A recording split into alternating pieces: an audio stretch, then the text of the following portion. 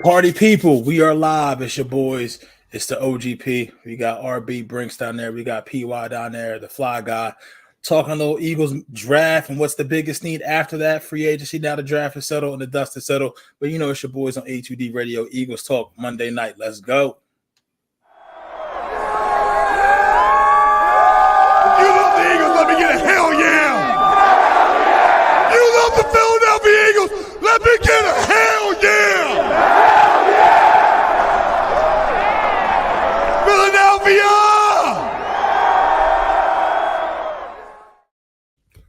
What is up? You already know what it is, what it be. You know what I mean? Tonight's poll topic, we're going to hold that and pause for a little bit. No Chuckster tonight. Maybe no LB tonight. We'll see. But you know, we got him. Three of us got you. Him. Don't worry, we got him. Chuck's tonight. not here. We got it. We got LB. He'll be on. Don't worry. Yeah. All right. Cool. So, hey man, no free agency. Well, free agency done. Draft is done. Right now, before we even pop the poll question up, right now, how are we feeling about the whole free agency and draft as a whole? If you had to give it a grade going into not a chef's kiss, PY, we're giving an actual curriculum scholastic grade here. I'm gonna give it a B plus. All right, real quick, we'll go around. Brinks will say if you had to grade the draft or free agency thus far, just on paper, what grade are you giving the Eagles so far? I mean, they definitely got better. They definitely got better. And I'm going to include the coaching staff, coaching moves in this as well. I'm going to go with a B+. We're going to get into it, what their needs are still. I still think there's some to address. But, yeah, I'm at a strong B+. Okay. Went into this as them being the fourth or fifth, favorite in the NFC. I think that they're a solid third. And I think that they're very much in line to hoist the NFC crown once again next season. Okay. PY, what say ye?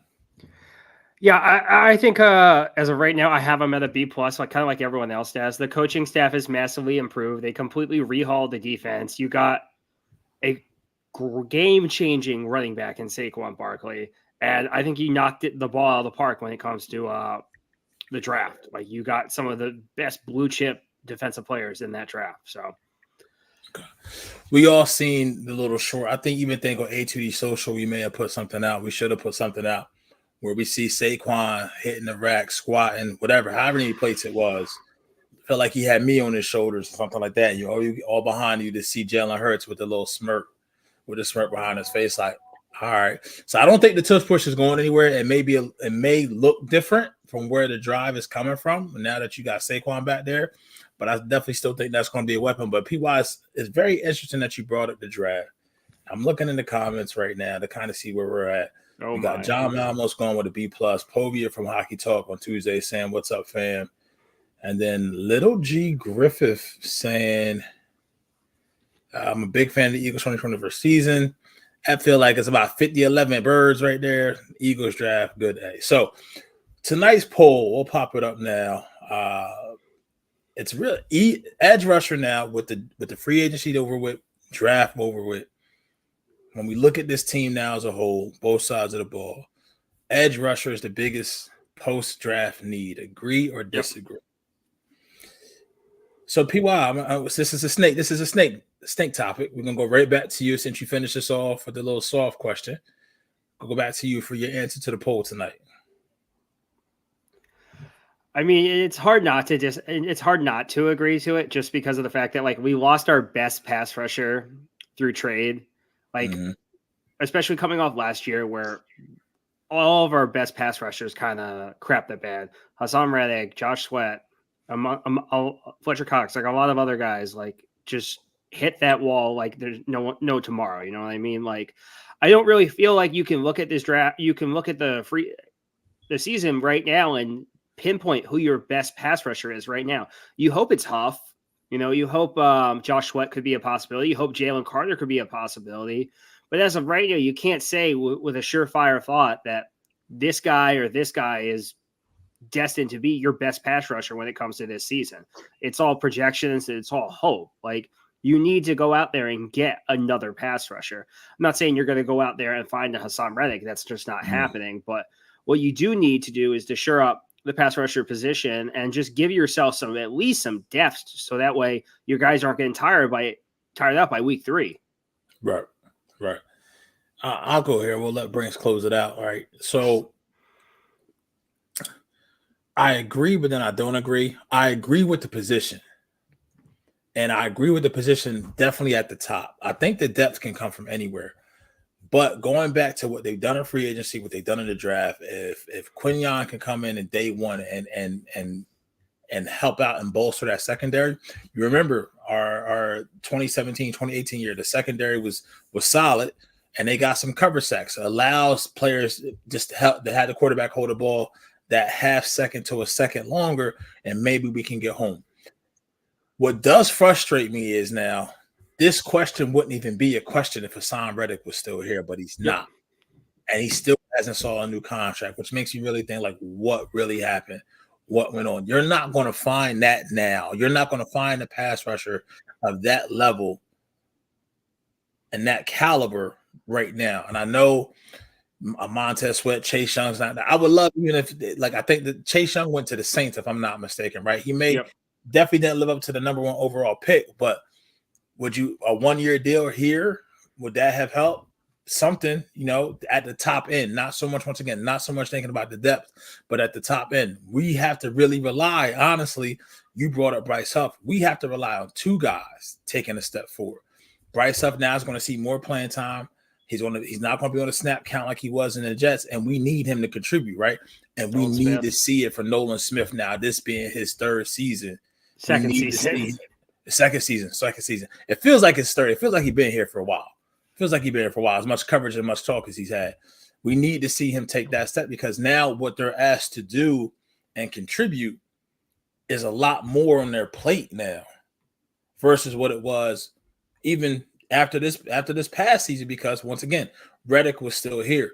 BG still kind of here, but we already seen Josh Sweat can't hold up to 600 snaps. He's not going to be as effective because he's already playing with a handicap in that knee, right? So I definitely think it's the biggest need from the standpoint of when you have a good pass rush. I saw John Malmo say linebackers, but when you have a good pass rush, that can hide a lot. Hell, we was in Super Bowl 52 because of our pass rush.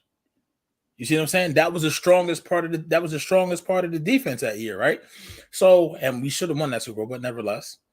But we were there because of our pass rush. We did that with decent linebacker play, and maybe those linebackers, we don't have that now on paper, but the secondary was fed off what the pass rush was doing.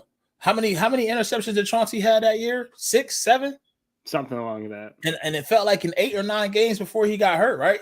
So pass rush is key. Yes, it's a luxury to have it all around the league. Right now, you just have a question mark, I believe, at who your number 1 overall pass rusher is. Where you at on the Brinks? Where you land on the poll? I think maybe like they should be able to sack the quarterback. And this secondary went from putrid, maybe want to throw up, to you probably got 2 starters in the draft. You have the gambling man Isaiah Rodgers coming in. Slay is still here. We'll see what happens with Bradbury. Reed Blankenship. Like, this team is going to be able to cover people for extended periods of time. That's going to help them get sacks. Whereas when we went to the Super Bowl against the Chiefs, we got turnovers because, they had 72 sacks. They set the NFL record for sacks in a season. That's not going to be the case. So these speed rushers should be able to get home. Putting a lot of stock into Nolan Smith, which I'm a little nervous. Bryce Huff, we'll see. Josh Sweat, he's done it before. But, I mean, I don't know what, because this whole offseason with the front 7 indicates to me that they're going to be playing a lot of 3-4, because you do not have a defensive end that can set an edge. And that concerns me, because I am very concerned about this team's potential run defense. I think they'll be okay at linebacker. The golden child, Jeremiah Trotter Jr., is in the mix. I'm a Devin White guy. was on Devin White from the moment free agent started, and it should be okay. But you got Jalix Hunt, that is Houston Christian. Sweat, Houston Christian. Sad, like you thought I was freaking out about Toledo and Quinion Mitchell. Like, where the heck is Houston Christian? I don't know. It's nowhere until you find a diamond in the rough, and then it's somewhere. Somewhere. Hopefully they got one in him, but they should be able to sack the quarterback.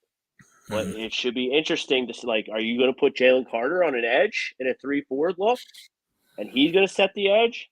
Is Big Milt Williams, who I think is a good player, is he going to be a defensive end? Is he going to set the edge? The Sweat is probably going to be one of the defensive ends, even if you do play a 3-4. Right. And then you have the prototype nose tackle in Jordan Davis, if he can, take a little bit of a jump and develop a little bit. Right. But so this offseason screen, and I've never watched a 3-4 defense from the Philly. I have, and it was bad because Putrid, right? Was here. He didn't know what he was doing. Like, he was, before he could get the personnel to run his 3-4 defense, he got his bitch ass fired because he sucks. So, a competent 3-4 defense is something that I'm not familiar with. So right. I'll trust that they have a plan, but we'll get into maybe some free agents that could maybe fit, maybe some post-June 1st cuts that could fit and do that for you, especially if you are playing a 3-4.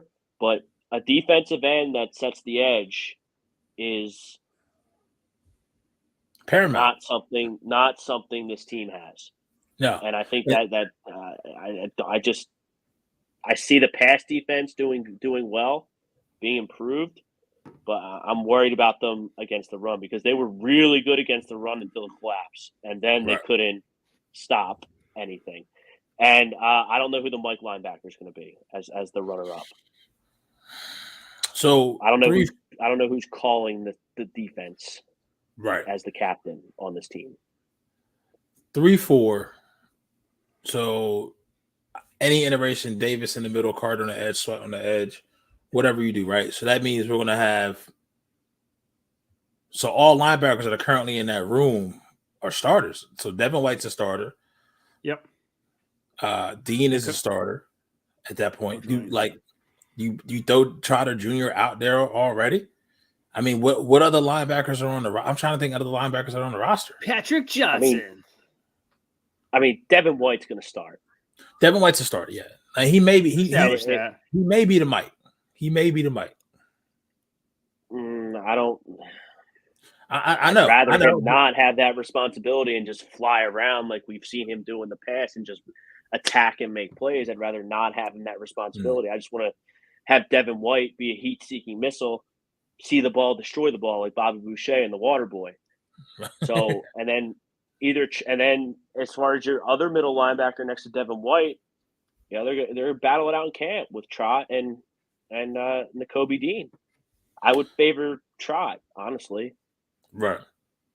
Yeah. I I would definitely have Devin White as one of the outside linebackers, like you said, so you can blitz him from time to time. He could diagnose, he could see it, get through the clutter, and get to the ball fast. So that's one. Then moving, so Trotter, Dean, say if they both start on the inside, and then dare I say Jalix Hunt is the fourth? You know what I mean? Or that's like, you just watch him play, Pete. He's a 3-4 edge rusher. Yeah. That's what he's going to be in this league. Yeah. That's the only reason you pick it. I mean, that's a third-round pick. It's not first or second, so, expectations are tempered a little bit, but good teams get stuff out of third-round picks. Yes. Quickly, yeah. And right now, as much as we say it, right, like rewind a year ago, this team has gotten younger very fast on the defense. And because you needed to. They needed to, but it's younger with now expectations because it's really for these young guys, and we can throw in Keely Ringo at the same time. It's sink or swim. Like for Nola Smith, this is sink or swim. Like the pressure is on you now. I would say the same for Jordan Davis at the same time. You know what I mean? Like it's sink or swim for you. Like there is no safety net for other players ahead of you now. Like you're going to be out there with the ones running that. So, and the secondary is what it is now. Don't get me wrong. I think we're going to average 28, 31 points a game fairly easily if Jalen has any competent season as it is. Just with how much talent we have on the offensive side of the ball. So it's not like they got to be top 10, but you got to be in that top half, right? But the run defense does frighten me. It frightens me a lot. It frightens me a lot because if we can't set an edge, we're going to run a lot of 3-4, then it's not going to look good. But I can tell you what does look good on our background. Let's bring him in. PHLY Zone, longtime Eagles beat writer, LB, Mr. Les Bowen. And we can see it. We can start wherever you want, Les. The poll question is right there on the board. Hey, I knew you were going to talk about biggest post-draft needs, and frankly, edge rusher wasn't at the top of my list. But really, I can. Well, you're going to have Huff and Sweat as the starters, and then Nolan Smith. And I don't know anything about Nolan Smith, but they clearly, are expecting a lot out of him. Then you still got DG, and you got some other guys. I don't know. Certainly they could use more help there. I don't know who you're going to get at this point. That's really going to move the needle very much. What's that? Calais Campbell. Okay. Yeah, that'd be good. Okay. Sure. Send them on down. Give them a call. I was thinking they could still use a little more help at safety, and they could still use another linebacker. Mm-hmm. But offensively, really, they don't need much of anything. They haven't gotten that right guard thing nailed down, but they have people there, that are expected to be okay.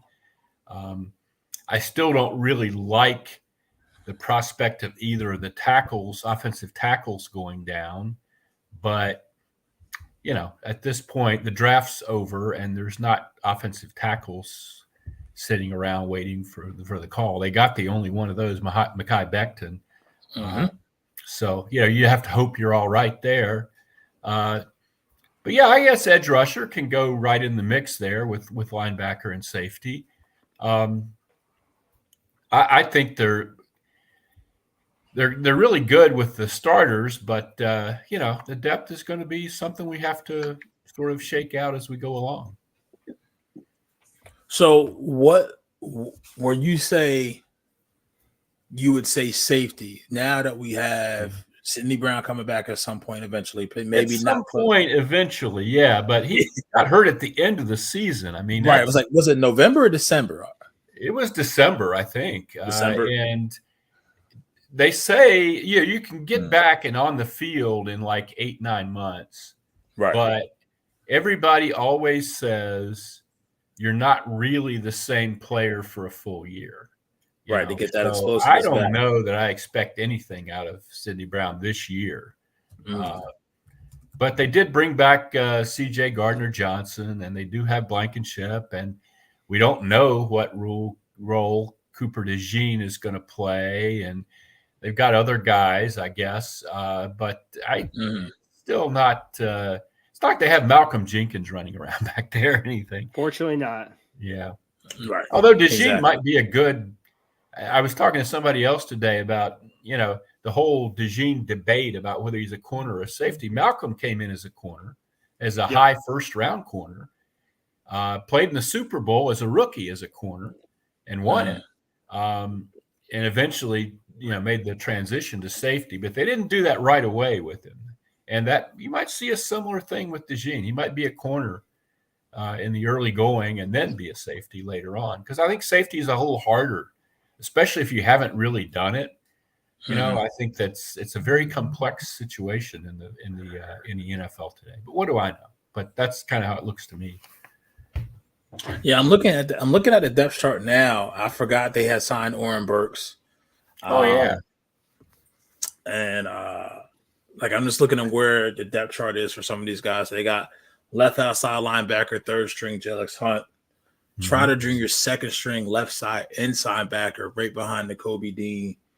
right outside linebacker, they got Josh Sweat, and then Nola Smith behind him, and right inside linebacker, they got Devin White with Oren Burks behind him, and they have Quinyon as first string already, right cornerback.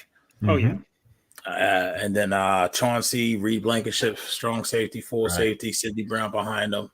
Yeah, on the corner thing, I really think it's all but official that Bradbury's going to be a post June 1 cut. I mean, if you look at the depth chart, they don't have a spot for him. I mean, I think they might end up with like Avonte Maddox on the practice squad this year or something. You know, I mean, they have a lot of corners. Right. And I don't know how many you can carry, really. But you know, usually injuries take care of that very quickly for the Eagles. But right now, I would say Bradbury's gone. So, yeah, I would put Quinyon Mitchell in the starting role right away. Hopefully he takes Tobias Harris with him. Pete, on that depth chart that the depth chart you're looking at, do they have the Eagles set up as a 3-4 setup? I would say based off of this, yes, because they have DE, nose tackle, D tackle, and that's it. Okay, Les, what do you think about that? Well, I don't know. We haven't. Again, I always mention this. Who has talked to Vic Fangio? You know, they haven't introduced the guy. They have coordinators, and they hired them in January, and it's May, and we haven't seen them yet. So I don't know supposedly what they had previously, which was a 3-4 with like a 5-man front a lot of times, was sort of a Fangio scheme, right? You know, and I'm not an X and O guy. I'll warn you right now about that. But it can't be that big a departure from what they were running before, I don't think. But apparently they drafted this third-round guy because Fangio wants an edge rusher who can drop into coverage. But the guy he's so unpolished that I don't think that's going to happen this year. Jalix Hunt.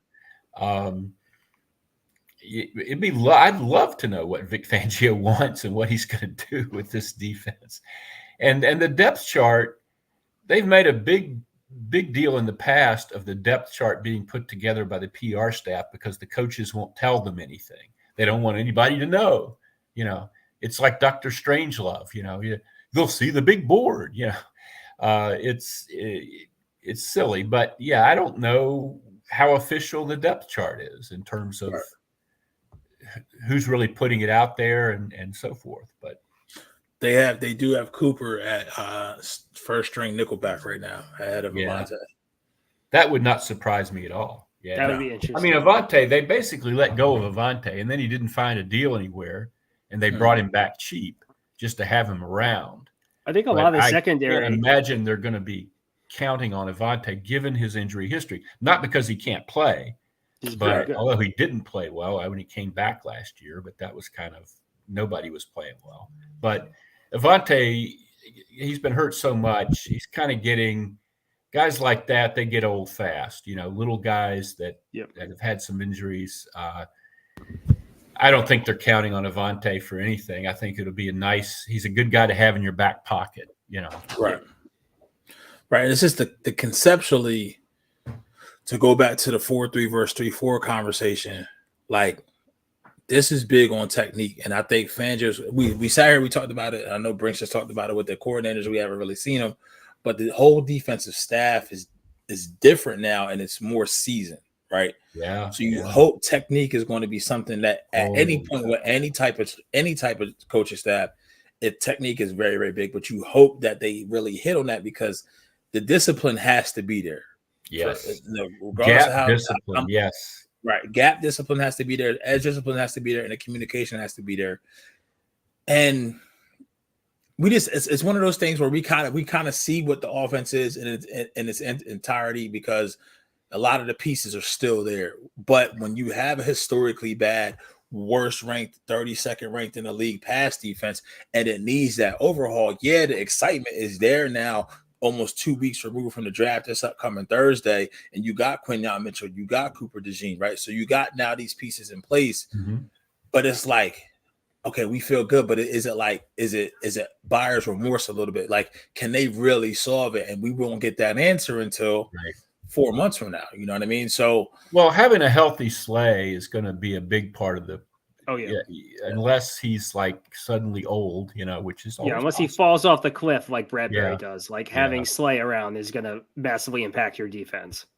Bradbury's just a punk. Anytime he's fighting for a contract, he has a career year. And then when he's actually a very nice man and a really, smart, very good guy to talk to. But yeah, he has every other year he's an really up and good. down guy. So is he just too old now to do it, or is he going to be really good somewhere else this year, which would be hilarious, but would be just the Eagles' luck that's let go of my him. point, Les. That's what's going to happen. He's going to sign with the Texans or whoever and be an all-pro. I'd rather him be a jerk to people like you and the media and be really good at corner every year. But he's, I've never I wasn't around there last year at all. And the previous year I was around a good bit. And Bradbury's a very thoughtful, smart guy who, the Super Bowl, he took probably more blame than he should have for that call at the end of the Super Bowl. I still think it was a very ticky-tacky call. And, but he was like, hey, I held the guy. Sometimes they call that, sometimes they don't, I mean, he's a stand-up guy, but what he did last year was horrible. And, they can't have him out there again playing like that. And I don't think they will. I don't think they're even going to look at the possibility. Well, me and my friends think that play scarred him. That's why it might have. Yeah. And it might have kind of exposed him a little bit I think he needs to be, he doesn't have any real long speed, anymore. He needs to be, he would probably be a pretty good cover 2 corner, hit a guy coming off the line and, cover in a short box, maybe, but I don't think he's really an outside long range corner anymore. Right. And that's what, like you said, when offenses see a route or some type of play that gives a DB trouble, and plays into a weakness, even if it's just a quarter of a step, that's all they need, because the offense knows where they're going. And if the timing, and especially timing routes, if the route is on time and the quarterback has time, chances are it's a high success rate. And all you need is that quick twitch. And Bradbury just really doesn't have that. And I mean, he geared down, but like Brink said, I never even thought about that, right? And how you guys said that play from the Super Bowl, it scored him, and he maybe outside of just the physical fall off, the mental fall off to how you now view the position and how you played it to get you to this level, and now you feel as if you can't be that physical. And if he was here right now and this is an interview, I'd be like, listen, JB, do what brought you to the dance. You know what I mean? Do what brought you to the dance. And if they call it, they call it. If they don't, they don't. But you don't want to be out there on the field and playing this game, this gladiator sport game, and have any second thoughts about where you're going, because then as soon as that doubt creeps in, it's over. Like in any sport, any walk of life, if you're doing a task and doubt sets in while you're doing it, you increase your chances to fail that task tenfold. And at that position, that's a confidence position there. That's the position for guys who are almost delusional about who they are. You have to think that you're the greatest ever to be out there on that outside corner. I need my swag. I need the swagger. I need a diva mentality. I need all of that stuff, like on the outside. Yeah. Like I need you to think that you walk on water to the point that you possibly do. Like that's why I love Slay. Like exactly. That's why I love. Yeah. He believes it in every fiber of his being. He believes it. His wife believes it. Like everyone in that household probably believes it. Like Asante Samuel was the same way. Same way. Very similar personality. Yeah. Asante Samuel used to, toward the end of his time with the Eagles, Asante started thinking about his legacy and whether he would go to the Hall of Fame, which he is not. And I don't really think he's a Hall of Fame level. He's Very close, good. but not quite there. But he found out that Paul Domowitch was the Hall of Fame voter for Philadelphia. So every day they would let us into the locker room, and Asante would be yelling, "Where Domowitch at?" He knew whose good side he had to get on, right? I still use that with Paul every now and then. Domo, where Domowitch at? No, he definitely, but like we said, that confident and that mental side of it definitely has to be there because it's a man's game. Mm-hmm. And if you have any doubt about yourself, that wide receiver doesn't. And most chances are, once again, when the defense is, we talk about everything in life is proactive or reactive. Defenses are always reactive. Now, Angry Bear here poses a very good thing. He says, technique is what killed us last year when they switched defensive coordinators. Davis and Carter, one gap lineman in college, and they switched to two gap, which wore them out. This is where I feel, without seeing any snaps so far this year, this is where I feel like this team is built better to succeed. But that's a lot of me putting my faith in Fangio and the staff. Yep. And just being better coached day in, day out at practice and using players to their strengths. Go ahead, PY. I think that's just the major difference between last year and this year is like last year you were hoping that the youth would translate in terms of coaches, that they would take that next step as coaches. With these coaches that you have right now, there's experience behind them. They know how to move players. They know how to put players in winning positions. Kellen Moore knows how to scheme X's and O. Fangio 100% knows how to scheme X's and O and put his players in a position. You may not love him as a player, but he's going to put you in your best position to succeed. And that's what we need. Like, we need someone who knows what to do in the moments that you need them. That's one thing we needed last year, and we weren't able to get it done. Well, also last year, if the offense is better this year, if it flows the way it should flow, there won't be this, the defense played so many snaps and there were guys that just wore out. You saw a different Jalen Carter down the stretch than you saw the first half of the season. Davis certainly was very, very different. It's incumbent on them to be better conditioned for the long haul. But also, I think it's unlikely they're going to face that many snaps this year and be as frazzled as they were down the stretch last year, which really, I think, had a lot to do with everything. I think Les, a lot of times. Go ahead, Bruce. I'm sorry. Go ahead. Les, how many rookie mini camps did you cover as the beat?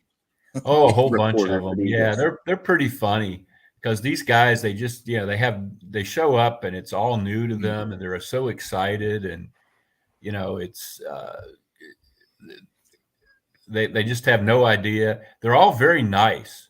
Even guys who 4 or 5 years later turn out to be jerks.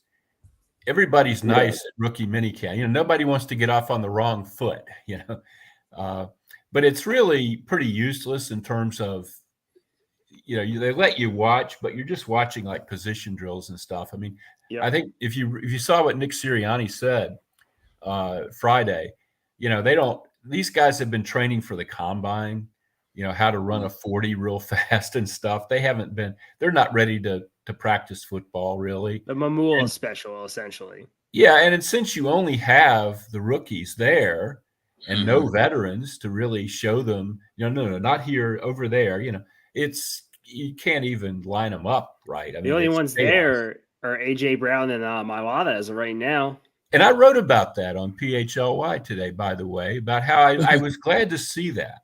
Now, obviously, Mailata and AJ have good reason to cozy up to management because they both got big contracts in recent weeks. But they were there to sort of fly the flag and be available to these guys, and that I like that very much. I think I'm not going to take all night here, but real quickly, my biggest problem with the post-season stuff was Howie and Nick never really told us their view of what the hell happened down the stretch.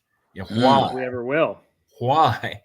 but you see in their actions, how he talked about at the when he had his post-draft press conference about the making this a, what the hell did he call it? It's in my story. The an off season, where you reinforce the kinds of people that you want here, the kind of leadership and values that you want on your team. And they felt they addressed that in free agency, and they really made a point of addressing it in the draft. They drafted guys, even the guys in the later rounds were team captains, and Howie made a point of pointing out that Shipley had a 4.0, and was like a really good dude, squeaky clean guy off the field. And they really want to rebuild the character and the leadership. And they have, with Kelsey and Cox gone, a guy like Jordan Mailata has got to be a big leader on this team. And A.J. Brown, now that he has this contract, he's here for like 4 years now at least.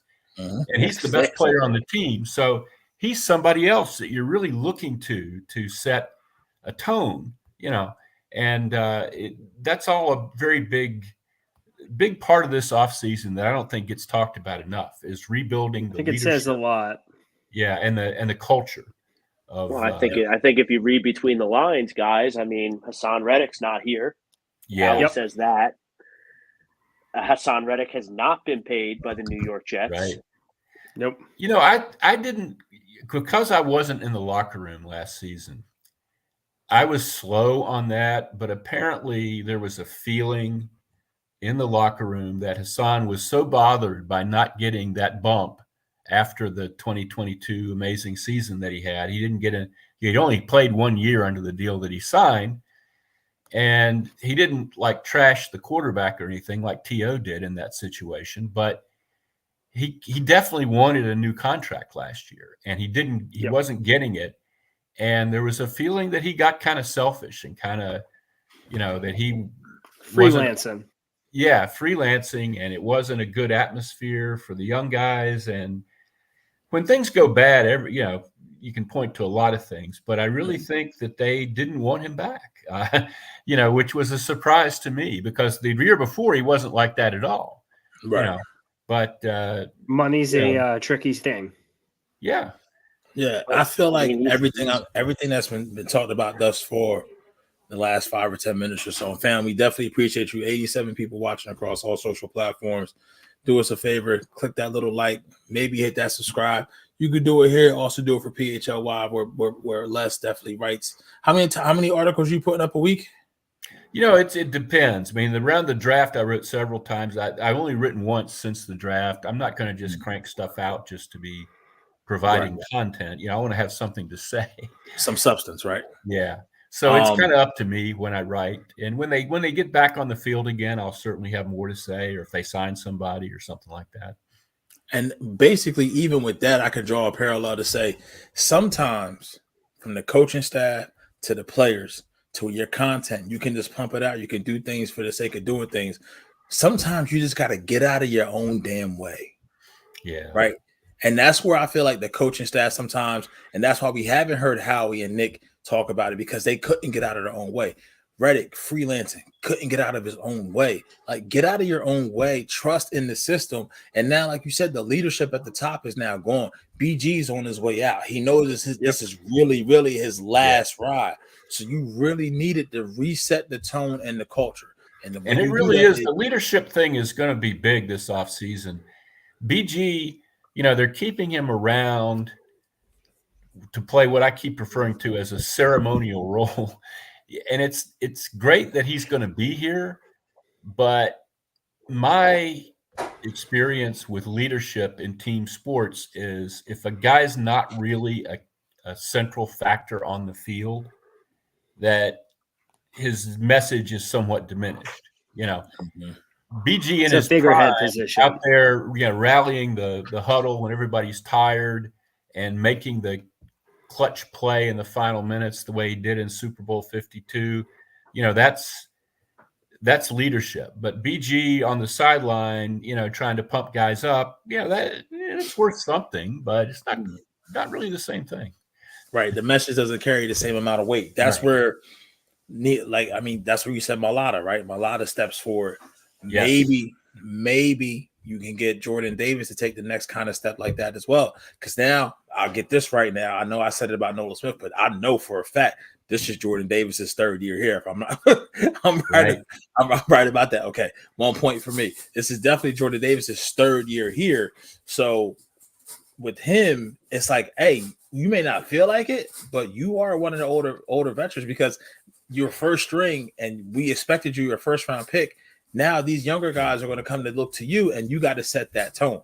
So we'll see. We'll definitely see. But it definitely makes me feel better on paper than where we were at in this position last year.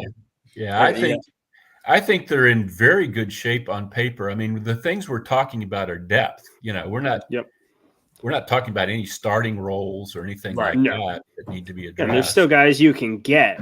It's only May. Yeah, that's right. The team is not finished being put together in May. It's that, and where you are in August could be a completely different story. You could make some trades. You could go out and get some guys in free agency still. And even the Super Bowl year 2 years ago, C.J. Gardner-Johnson just fell in their lap right before the season started. That was an August trade as well. Bradbury was right before training camp. That wasn't. They didn't have either of those. This time 2 years ago, they didn't have. They were definitely missing starters. At that point, and it kind of there's luck involved in this. And guys have to be available when you need them. So another last tidbit from the depth chart, and I want to have Brinks run by some free agent names for you that may still be out there. Punt returner, kick returner. Anybody want to guess who's first string punt returner, kick returner right now? With DeJean and Shipley and Covey coming back, I'm not at all worried about that. I mean, I don't know. Are you guys worried about that? Are you thinking about that? Not worried. It's intriguing because it is Cooper. It's Cooper DeJean for kick return and punt return, which I definitely think is what goes into that stock and going up to get him outside of getting the picks for next year. Immediate contribution. Right. But Brinks, what other free agent names did you have out there, or other players that they could fill these roles that may still be lackluster in the depth department? I mean, Justin Simmons is still unsigned. Yeah. That was Les was waiting for that. I wouldn't hate it. I don't think it's an immediate need. Clearly they're waiting for the price to drop there. And as long as he's unsigned, there's a good chance that the price will drop. I mean, he's got to be realistic about at some point, about time for training camp. Maybe I better take a deal. I don't know, but maybe they're not interested, but I assume that they are. I assume that they would be.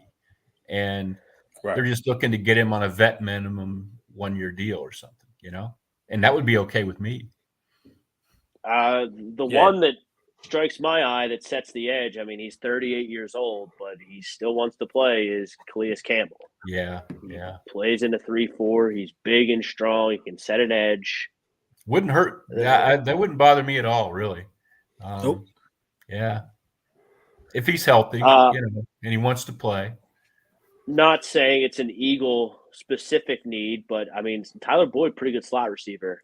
Yeah. Not on a football team right now. I think he's in the midst of visits, isn't he? Visit the Eagles? No, not the Eagles. Just visiting teams. I believe he was visiting the Titans. What do you think about Ross? They had John Ross in for a That's an interesting dartboard move. Yeah, there's some speed. Hey, if he wants to step up and take a spot. I'm more interested in the fact that they invited Jakeem Grant to camp. Okay. Well, they only signed one guy. They only signed one guy from the minicamp to the 90-man roster. Am I wrong? They only the Sean Stevens guy, who was one of their top 30 visits. He impressed them, and he's another corner.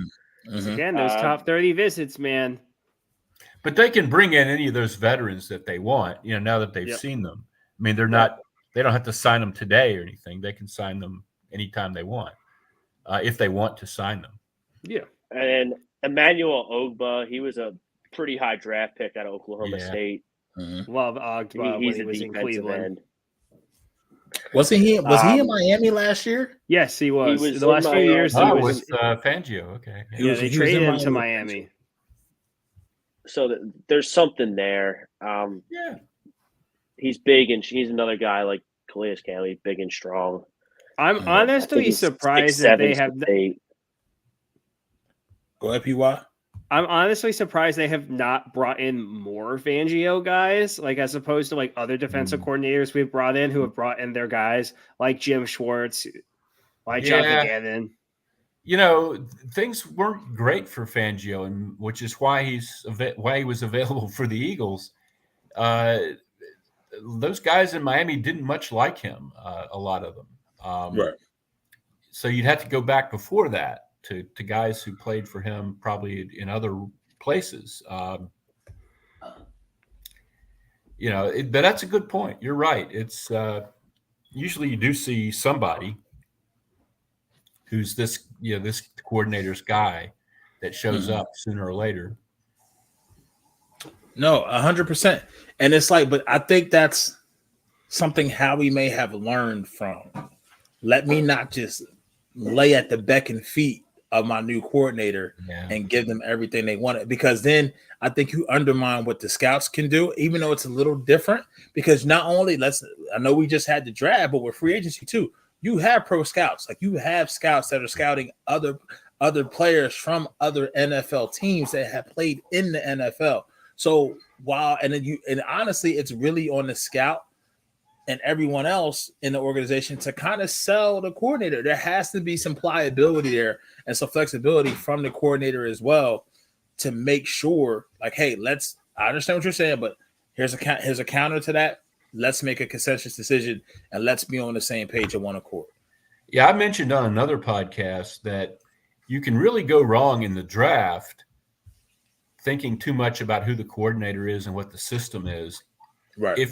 Unless you're like wed to that, and that's going to be what you're going to be doing, and you know you're going to be doing that for years and years.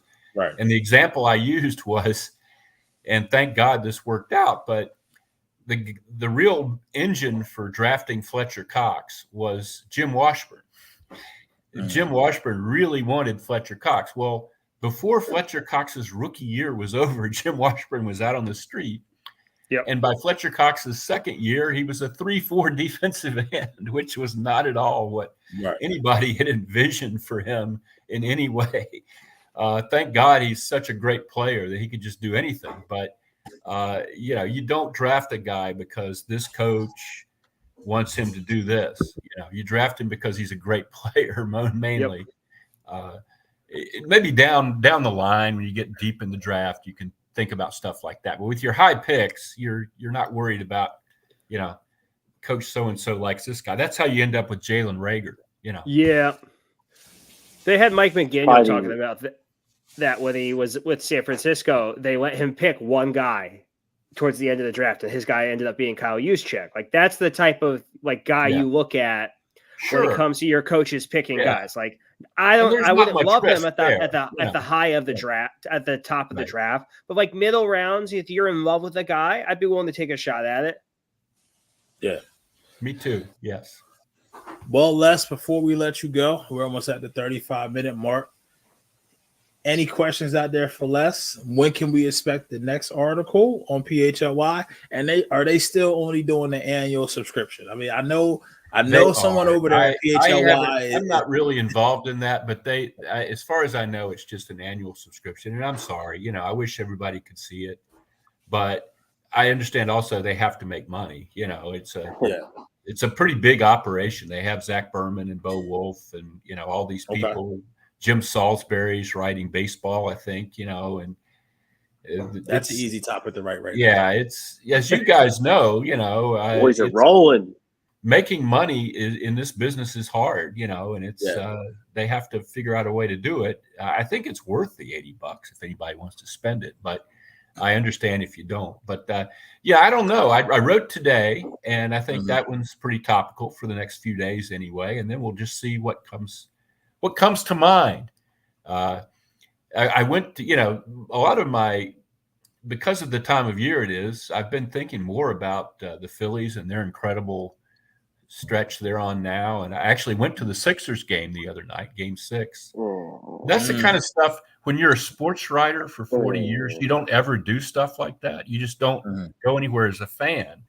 So I thought, well, my wife was out of town. I thought, hey, I'm going to do something that a fan would do. So I plunked down a lot of money, actually, for a good Game 6 ticket. But I didn't. You don't have anyone down there, Les, that can sneak you in the side door? You had to pay for that?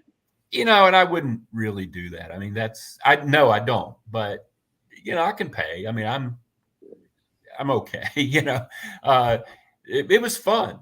I sat with some Knicks fans, but they were decent, respectful people, and it was it was a good experience. But I enjoy doing stuff like that now. That I can kind of get away from the Eagles and not spend every moment of every day worrying about every little detail of the Eagles. It's kind of fun.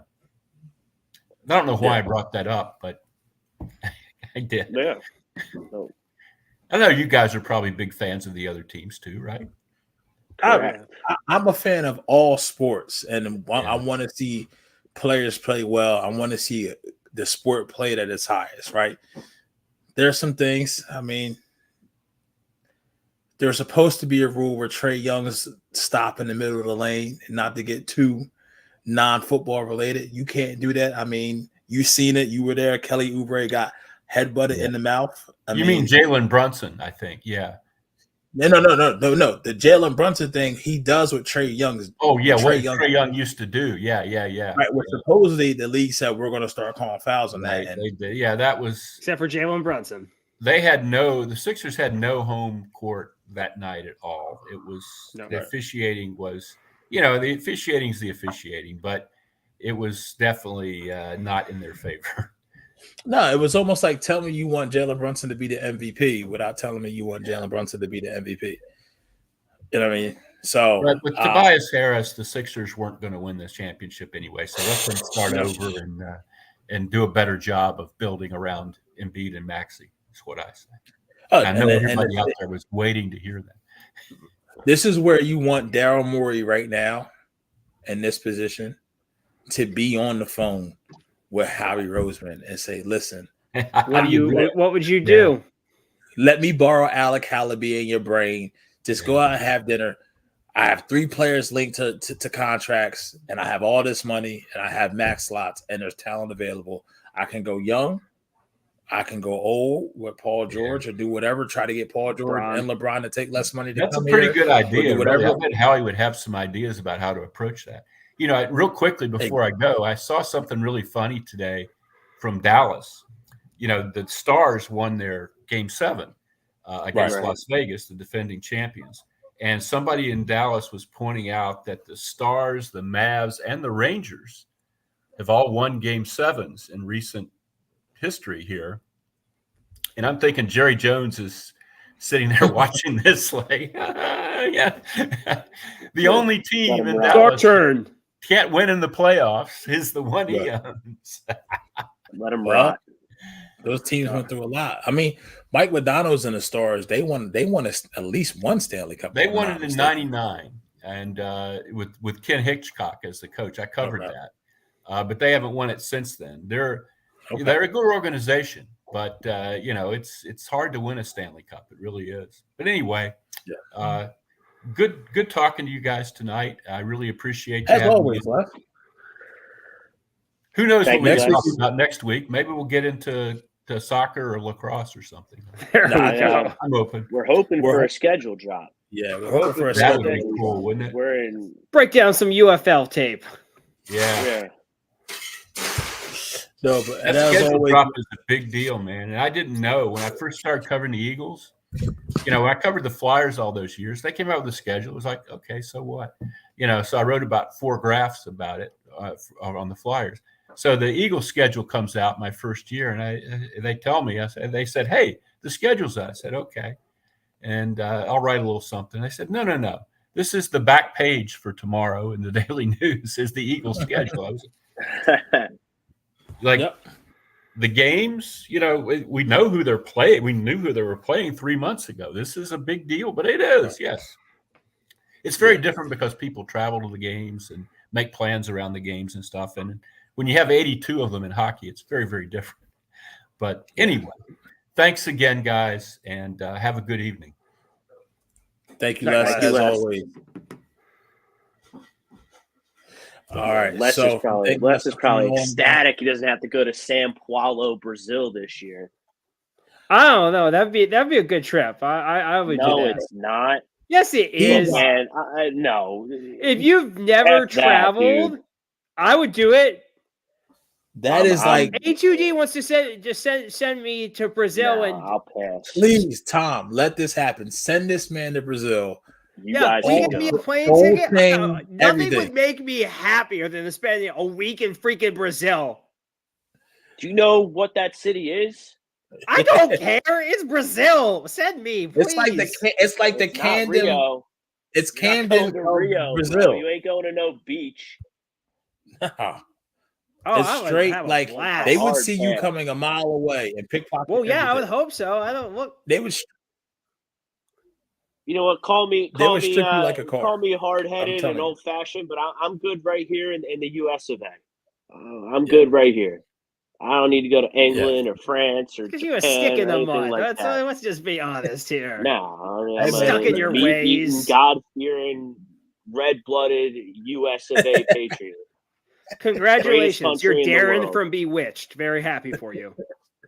Hey man, all I know is know what that means. Brazil and Sao Paulo. That's where they shot Fast Five, if I'm not mistaken. And those slums is for real, man. I cap off to all the people who deal with it day in and day out. That's not my cup of tea, man. I hope. Did they ever announce who the actual team is? We lose a home game. Yeah, that's the other. Home game. Did we have 9 home games last year or 9 road games last year? I'd have to look it up. I'd rather it happen at the first game of the season than deal with it like in the middle or towards the end. Like, right. Yeah, but this is going to be a big tie-breaking NFC game because I think the Packers and the Eagles are both going to be good, and it's going to be being played in Sao Paulo, Brazil, two of the most rabid fan bases in the whole world. Either way you slice it, one of those fan bases should be a good time. Home game is nonsense. It's nonsense. Oh, having a game in Sao Paulo, Brazil doesn't grow the NFL. It doesn't. Internationally, it does. And neither team. They used to say the same thing about China in the NBA, and now look at it. What are they going to play? Naked? They can wear green. What are you going to do? They can wear green. That was a misconception. I have friends over in Brazil who have already disputed that fact. All I'm saying is, from a football perspective, dude, I don't even have friends in America. That's pretty good work out of you. Send the Panthers. Hats off to people. Send the Panthers to freaking PY's International. Send the stupid Jaguars who can't sell out a playoff game. Send them to Sao Paulo, Brazil. Well, listen, man, we're about to send this show the next week. I can tell you that. I'm sorry we didn't get to all the star comments tonight. It's a good show, shortened show. Next week, definitely expect some schedule talk. These 3 boys right here with you: OGP, RB Brinks, PY, and LB Les. I'll be back next week. Catch Hockey Talk tomorrow night on A2D. Like, share, subscribe, all platforms. A2D Radio. You know where to find this podcast to be up within 24 hours. You can go back and re-listen. Any questions, we'll circle back to any comments, ask us any questions on the replay. But outside of that, we out of here. Peace.